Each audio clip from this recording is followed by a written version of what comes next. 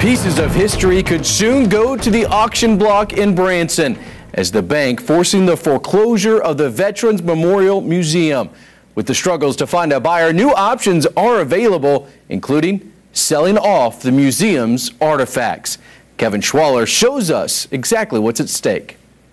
Yeah, I'm a cattle rancher from Nebraska. Yeah, we're just visiting. Larry Hudkins looks at these exhibits and sees stories. Just can't realize what those guys went through. The Veterans Memorial Museum of Branson documents hard times in America's history. Now this place is facing its own battle to survive in Ozark's history. One possible outcome could put these pieces up for auction and away from the gaze of Branson visitors such as Hudkins. I lost a brother-in-law that was a helicopter pilot in Vietnam, and when I see just the uniforms that he wore, it reminds me of my brother-in-law and sacrifices that he made for our country.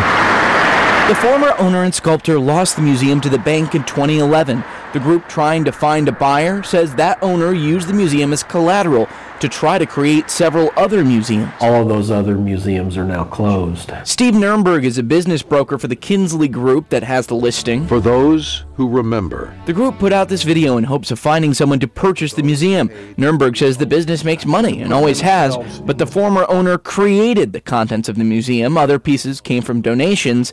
Now potential buyers would be paying for the contents, changing the balance sheet and the cash flow. It has the bank thinking about changes. They haven't made a firm decision, but they've thought about the fact that maybe they don't need to be in the museum business any longer and maybe they should just take it to an auction. Hudkins said it'd be a shame to see this history disappear from Branson. You lose part of the effect. He says the exhibits make a bigger impact together rather than apart.